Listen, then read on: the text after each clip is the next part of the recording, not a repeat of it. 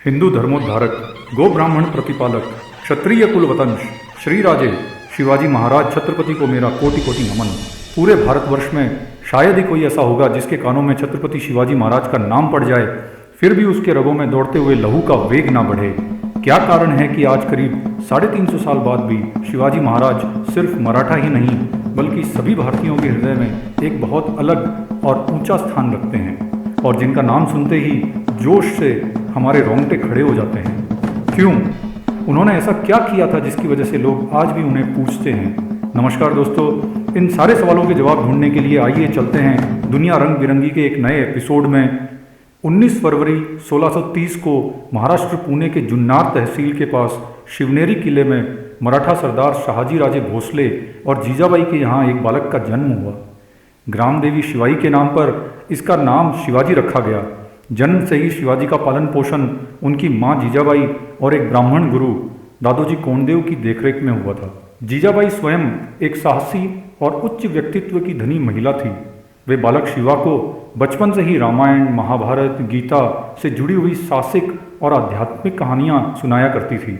एक और जहाँ माता जीजाबाई उन्हें धर्म और अधर्म का भेद सिखा रही थी, वहीं दादोजी कोंडदेव उन्हें अस्त्र शस्त्र संचालन, घुड़सवारी, युद्ध कौशल, रणनीति, राजनीति, नेतृत्व क्षमता के गुर सिखा रहे थे। हम जिस माहौल, जिस परिवेश में रहते हैं, उठते बैठते हैं, वहीं से हम सीखते हैं, शिक्षा लेते हैं। शिक्षा से ज्ञान, ज्ञान से गुण, गुण से स्वभाव, स्वभाव से चरित्र और चरित्र से ही हमारे कर्म निर्धारित होते हैं।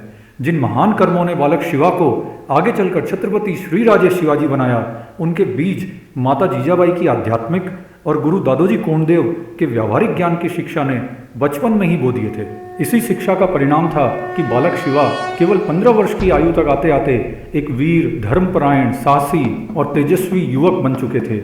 अधर्म का नाश कर धर्म की स्थापना करने का सपना देखने वाले युवक। उस समय सिर्फ महाराष्ट्र ही नहीं, लगभग संपूर्ण भारत पर मुस्लिम शासकों का राज्य था। हिंदुओं पर अनेक प्रकार के आर्थिक, धार्मिक, सामाजिक, शारीरिक प्रतिबंध और अत्याचार हो रहे थे। लगभग पूरी भारत भूमि गुलामी की जंजीरों में जकड़ी हुई थी। 27 अप्रैल 1645 के दिन सिर्फ 15 वर्ष की छोटी सी आयु में ही उन्होंने पुणे के पास भोर तालुका में रायरेश्वर मंदिर में शिवलिंग पर अपनी छोटी उंगली का रक्त अर्पित कर अपने साथियों के साथ मुस्लिम साम्राज्य को उखाड़ फेंकने की और हिंदवी स्वराज्य स्थापित करने की शपथ ली। अब शायद आपको आपके क्यों का जवाब मिलना शुरू हो गया होगा। अगर आपको हमारा यह प्रयास पसंद आ रहा है तो प्लीज़ चैनल को सब्सक्राइब करना और वीडियो को लाइक करना मत भूलिए। शपथ वाली घटना के तुरंत बाद ही शिवराया के व्यक्तित्व के दूसरे महान गुण का पता चलता है। एक बार हमने जो लक्ष्य निर्धारित किया है, उस लक्ष्य की प्राप्ति के लिए अपनी पूरी जान लगा देना। इंद्रजिमी जंब पर, वादवसु अंब पर, रावण सगंब पर, रघुकुल राज है। 15 साल की कवली यानी कच्ची उम्र में हिंदवी स्वराज्य की स्थापना करने की शपथ ली और सिर्फ 16 साल की उम्र में तोरण किला फतेह किया। यह किला बीजापुर के आदिल शाह के था और 18 साल की उम्र के आते आते शिवराया ने पुणे के आसपास के कई महत्वपूर्ण किलों जैसे पुरंदर, कोंढाणा और चाकण को जीत लिया। पुणे के पूर्व का इलाका सूपा, बारामती और इंदापुर पर कब्जा किया। तोरणा किले में मिले खजाने से उन्होंने अपना खुद का पहला किला बनवाया, राजगढ़, और अगले 10 सालों तक राजगढ़ शिवाजी की राजधानी बनी। हिंदवी स्वराज्य की स्थापना की शपथ लिए हुए अभी सिर्फ 3 साल पूरे ही हुए थे कि 25 जुलाई 1648 में बीजापुर के आदिल शाह ने शिवाजी की गतिविधियों से परेशान होकर उनके पिता शहाजी राजे भोसले को बंदी बना लिया, जिसकी वजह से शिवाजी को अपनी गतिविधियों पर पूरी तरह से रोक लगानी पड़ी। यहीं हमें मिलता है हमारे क्यों का दूसरा जवाब। जब भी आपके सामने कोई रुकावट आती है, जब आपको ऊंची छलांग लगानी होती है, जब आपको तेजी से आगे बढ़ना होता है, तो एक बार आप स्वयं को रोकते हैं, 2 कदम पीछे आते हैं। यह 2 कदम पीछे आना आपकी हार नहीं होती। तब आप अपनी सारी ऊर्जा, अपनी सारी ताकत जमा कर रहे होते हैं, अपने लक्ष्य पर ध्यान केंद्रित कर रहे होते हो। फिर जब आप आगे बढ़ते हो तब उस नई ऊर्जा, नई ताकत से सारी रुकावटें, बाधाएं तहस नहस हो जाती है और आप नए वेग से आगे बढ़ते हो। बिल्कुल यही किया श्री राजे शिवाजी ने। 1649 से 1655 के बीच 6 सालों में उन्होंने अपनी ताकत, अपनी सेना बढ़ाई और मराठा सरदारों को अपने साथ जोड़ा और पिता के रिहा होने के बाद उन्होंने नई ताकत से हमले करने शुरू कर दिए। सबसे पहले जावली महाबलेश्वर को अपने कब्जे में लिया, दक्षिण पश्चिमी महाराष्ट्र पर हमले शुरू कर दिए। पौन बारी बाह पर शंभुरती नाह पर जो सहस बाह पर राम द्विजराज है।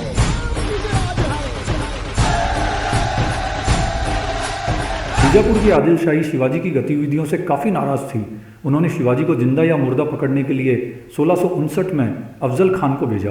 अफजल खान एक बेहद क्रूर और धूर्त सरदार था। आदिल शाह के हुक्म पर शिवाजी के पिता शाहजी राजे को 1648 में गिरफ्तार करते वक्त भी उसने उन्हें बहुत अपमानित किया था। यही नहीं, शिवाजी के बड़े भाई संभाजी की मृत्यु भी अफजल खान के विश्वासघात की वजह से कनकगिरी के युद्ध में हुई थी। अफजल खान इतना कपटी था कि दक्षिण भारत में सैन्य अभियान के दौरान राजनीतिक नियमों की धज्जियां उड़ाते हुए सिरा बैंगलोर के सरदार कस्तूरी रंग नायक को छल से बातचीत के बीच में ही मार दिया था।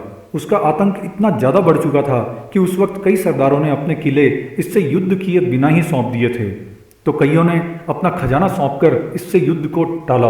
अफजल खान और उसकी विशाल सेना ने बीजापुर से आते हुए हिंदुओं के कई मंदिरों को तोड़ा और क्षति पहुंचाई, जैसे शिवाजी की कुलदेवी तुलजा भवानी का मंदिर और पंढरपुर का विठोबा मंदिर। आते ही उसने अपने वकील कृष्णाजी भास्कर को शिवाजी से मिलने के लिए भेजा।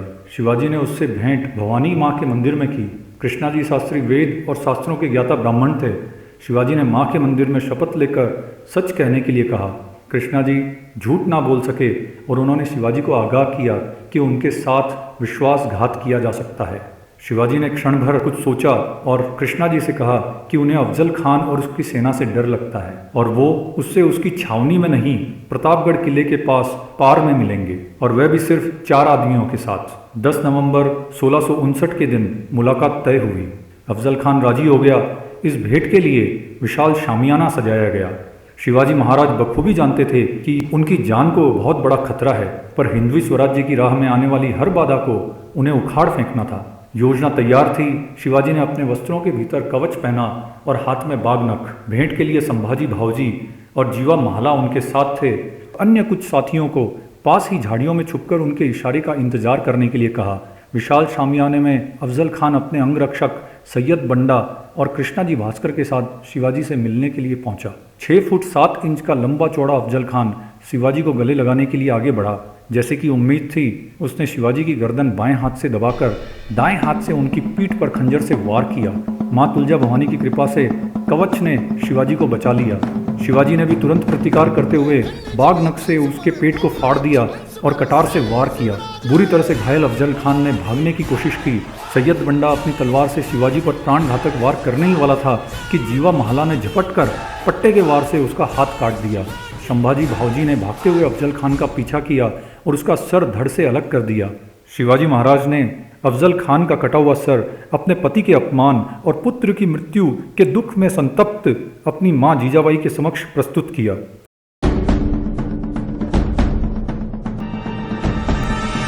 तेजतम अंश पर कन्याजिमी कंस पर धूमलिच्छ वंश पर शेर शिवराज है।